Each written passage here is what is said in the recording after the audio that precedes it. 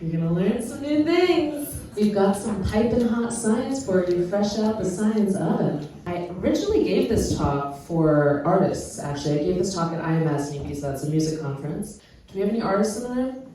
Any musicians? I'm really excited to give this talk to light and sound people. I'm a doctor. You guys have always done it better than us and will continue to. To understand the basis for this talk, we have to understand an idea that was put forth by a man called Thomas Kuhn. He wrote this book in 1962. In the history of science, Thomas Kuhn was the first person to suggest that maybe science isn't all going to prove the truth at one time. Yes, science is, at any given time, all of this work in science is going to prove a story. And that story we call a paradigm. That story has certain measurements associated with it, certain ways of testing, certain truths, but we find out later that they were never necessarily true. Maybe parts of it were true, parts of it weren't, but it's a story, it's a paradigm, right? And how scientific paradigms change is the scientific revolutionary comes along. Hey, no, not me, but you can imagine, like Copernicus. So a scientific revolutionary comes along, they challenge the current orthodoxy, and if they get enough backing, people believe them, the paradigm, the story that all of science is proving suddenly shifts to a new paradigm. Now the world is round. Again, it's not necessarily the truth, it's just a story. It's just a paradigm. We're in a really exciting time in medicine. It's a really exciting time to be a doctor because medicine is undergoing a paradigm shift right now. Medicine is in the middle of one of these scientific revolution moments. And artists or anybody who work with frequency in the form of light and sound are uniquely positioned to participate in the innovations that this revolution is going to bring about. So let me tell you a little bit about the old paradigm we were working with in medicine. You're pretty familiar with it, so that I can set up what's going on in the new paradigm. So in the old paradigm, we kind of thought of disease and dysfunction as happening at the level of the cell. This was a very biology-based story. We were thinking on a fairly big level. Cells are pretty big compared to how we're thinking now. We were also treating mostly at the cell membrane. We're using chemical medicines for the most part, and those chemical medicines enter and communicate usually via receptors on the outside of the cell, on the cell membrane. Again, that's bigger than we're thinking now. And in this old story, water's the backdrop. So water's sort of like the backdrop, and the chemical messengers and the ions and everything floating in the water were where the action was, but water we didn't really think about. Water was just the blank canvas in the back. So that's the old story. I kind of have already set up what the new story is, but before I tell you, I'm a good enough storyteller to give it a minute and build some suspense. So, why should you even believe me? Who is this nice lady talking to you about paradigms? I am Dr. Zana Palma. I'm a doctor and a filmmaker. Right now, I am in production of a film starring my dad. Dear Dad. My dad's also a doctor. He has dementia. I'm writing these words with full awareness that you may never read I them. was trying to reverse my dad's dementia. And that if you do, their meaning will be lost under the ponderous shifting features of your inner world. Your retreat into that world began over 15 years ago.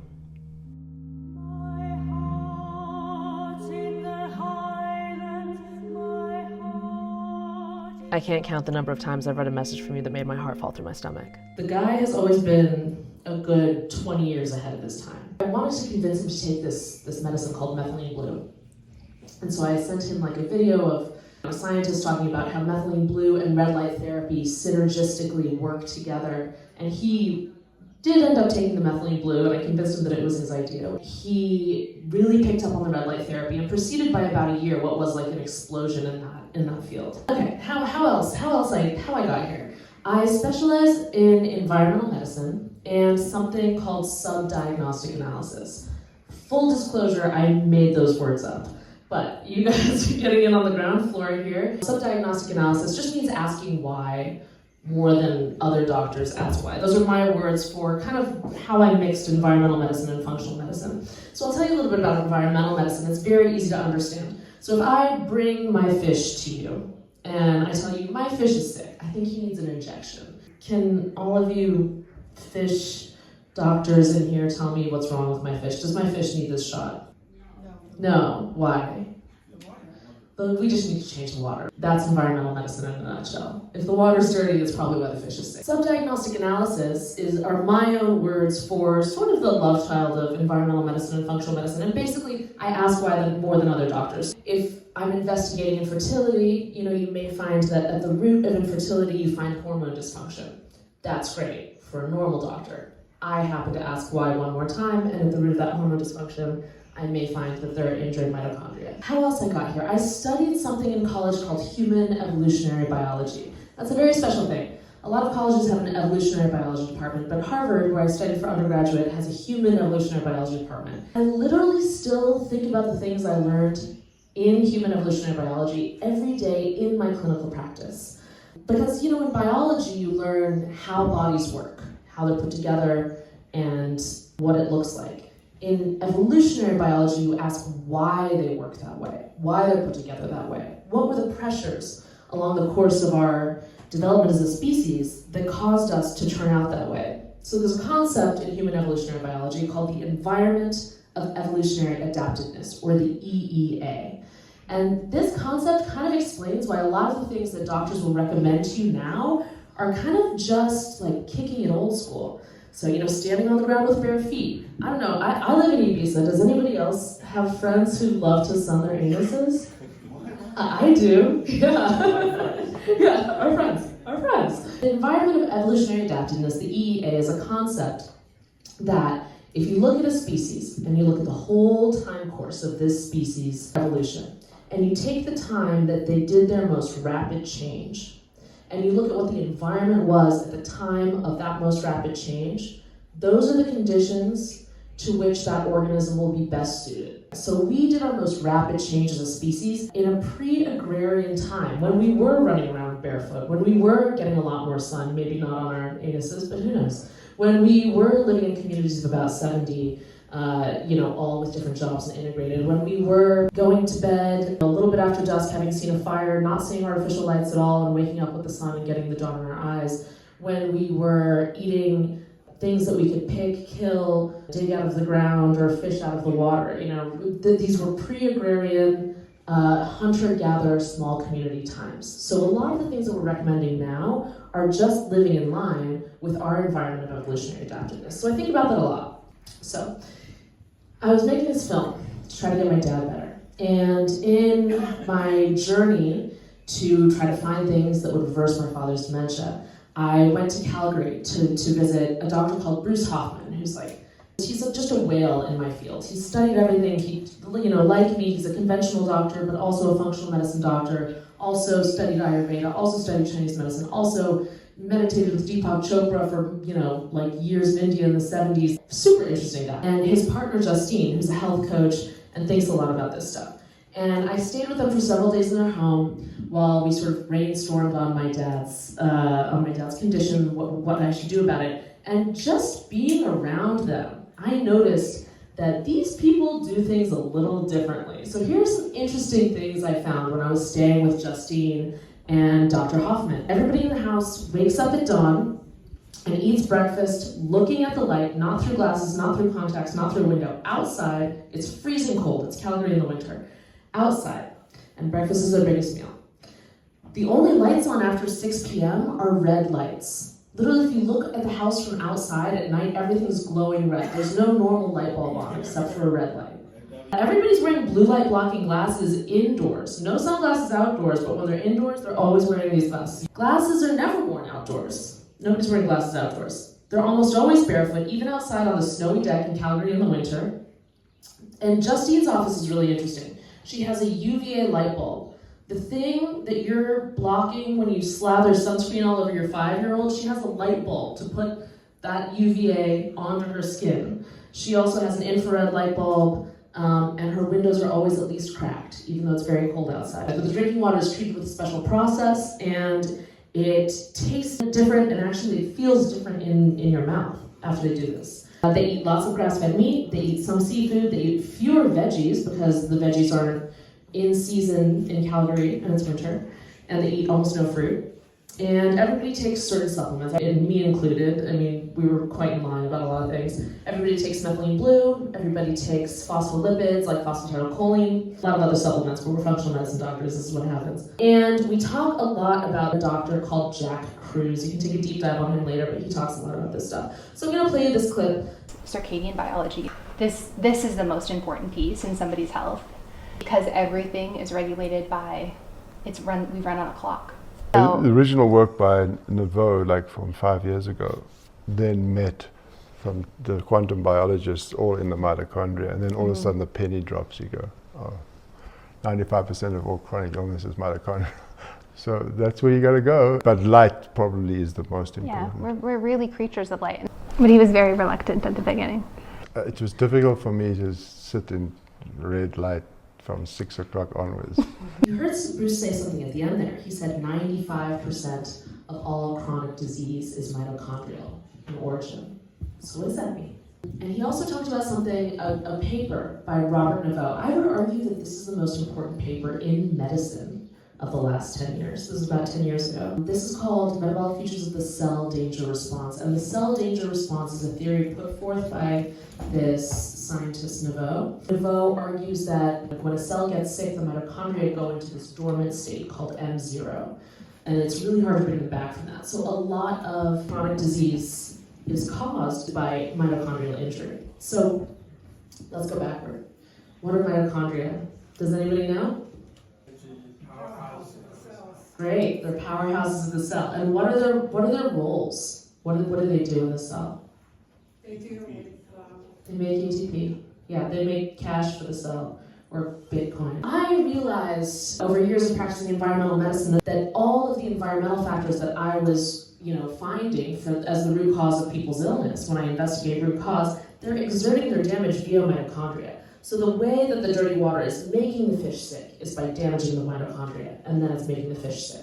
The way that parasite ended up making you sick for years was by damaging your mitochondria, and then you got sick for years. The way that mercury in your system ended up giving you fatigue for 10 years down the road was by damaging your mitochondria, and then you have fatigue. So this is the paper where Naveau actually connected the cell danger response in mitochondria to environmental factors like the ones I was just talking about. There's mold in your home, you get Lyme disease, all of those things exert their damage by hurting the mitochondria. Dirty water hits the mitochondria and then the fish gets sick. Let's go back to the old paradigm. In the old paradigm, we think of dysfunction at the level of the cell. So this is a biology-based story. In the new paradigm, we think of dysfunction occurring at the level of the mitochondria. Mitochondria are much smaller than a cell. There are hundreds to thousands of them in a cell. So this becomes a physics-based story. In the old paradigm, we treat at the cell membrane. In the new paradigm, we treat at the level of the mitochondria, specifically in the inner mitochondrial membrane. If we're not treating at the cell membrane anymore, we're treating at the mitochondria, how do we get past the cell membrane? And, I don't know if you know this, but the mitochondria actually has two membranes, an inner membrane and an outer membrane, and all the action happens in the inner membrane. So how do we get past the cell membrane, past the outer mitochondrial membrane, and into the inner mitochondrial membrane with something as big as a drug? Some drugs can do this, like methylene blue, but not all. Most drugs can't do that. In the old paradigm, water's just a backdrop. Water's just the stuff that things are floating around in.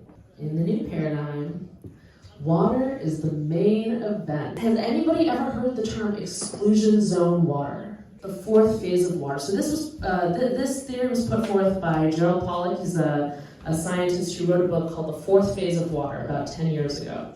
So phases like solid, liquid, gas, we talk about this in chemistry. Most things exist in three phases. We always assume that water did, right? It's solid when it's ice, it's liquid when it's water as we know it, it's gas when it's vapor. Pollack figured out that there's a fourth phase of water. It's more of a gel. It's actually a highly organized liquid crystal.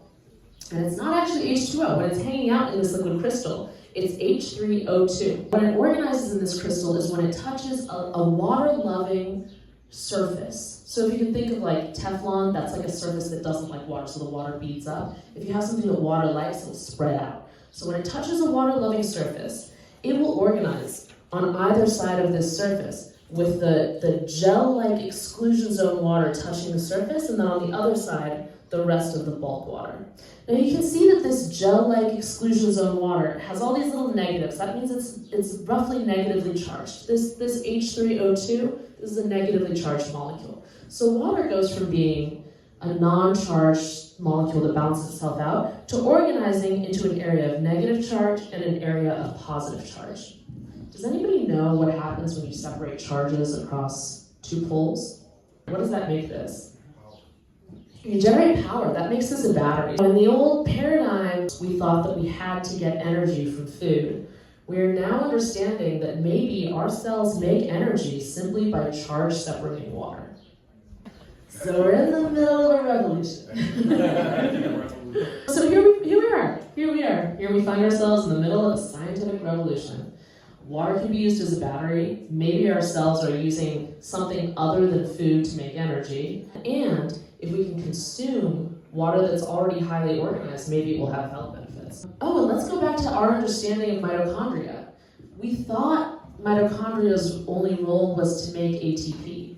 Yes, it makes ATP. But now we're finding out that maybe mitochondria's main role is to make exclusion zone water, because in the process of making ATP, it throws off exclusion zone water. And that exclusion zone water is necessary for cellular function. The cell can't function without this gel-like water. It doesn't function well with more liquidy water. So the mitochondria makes most of the water for the cell. So maybe that's an even more important role than making energy in the form of ATP, especially if maybe we're using a lot of energy from the charge separation of water. Let's talk about how to influence the formation of exclusion zone water. So how can we turn normal water into fourth phase water? Sunlight, very simple. Sunlight, because 50% of sunlight is infrared energy, sunlight will influence the formation of exclusion zone water. Infrared energy, especially about 3 micrometers in length, creates exclusion zone water. So putting yourself in an infrared sauna, you're creating a lot more exclusion zone water in your body. Interaction with water-loving surfaces. So we saw that, like exclusion zone water necessarily forms on the other side of a water-loving surface. Mechanical manipulation, like spiraling. And you know how another way you can mechanically manipulate water? You can run sound through it.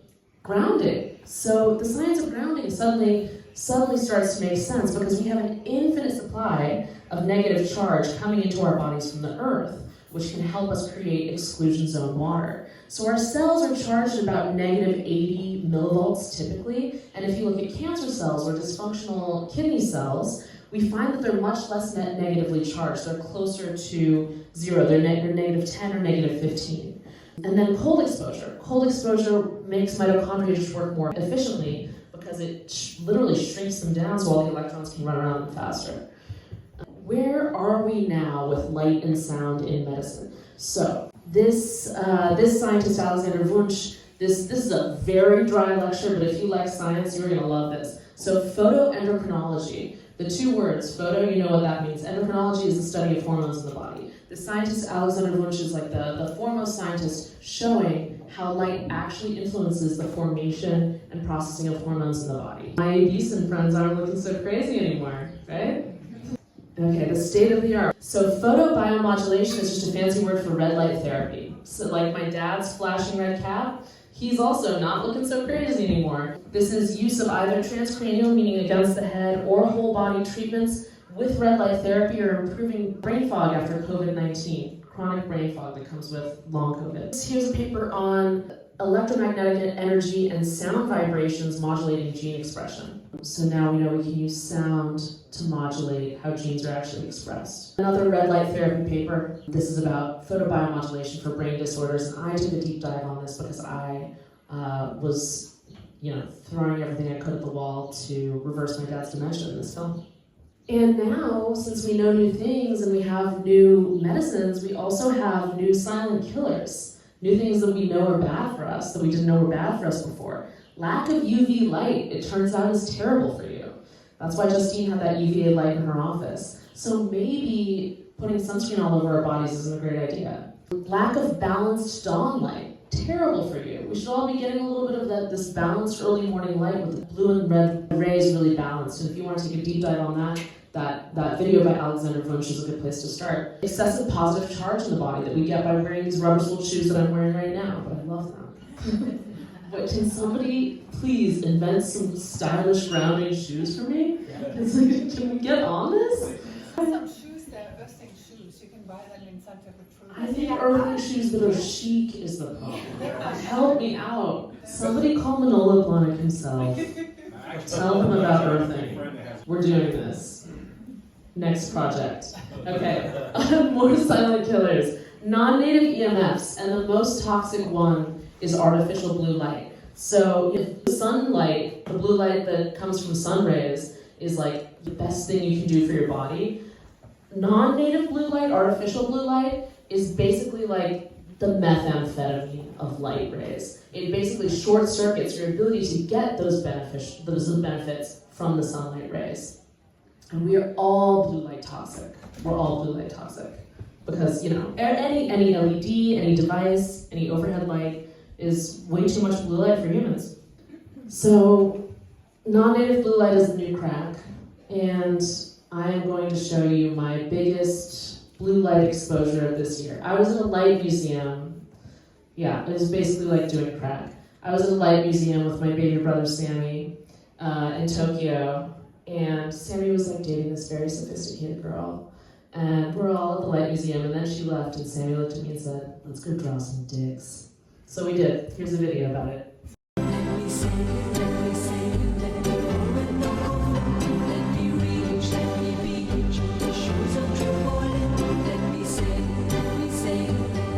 My dick need no introduction. Yo dick don't even function. My dick served a whole luncheon. Yo dick, it looked like a munchkin. My dick size of a pumpkin. Yo dick look like Macaulay Culkin. My dick good loving. Yo dick good for nothing. My dick bench press 350. Yo dick couldn't shoplift at Thrifty. My dick pretty damn skippy. Yo dick hungry as a hippie. My dick don't fit down the chimney. Yo dick is like a kid from the Philippines. My dick is like a triumphant bastard, king of the deep blue. It's time that we let the world know, dude. You gotta let your girl go. DS is the best in the business.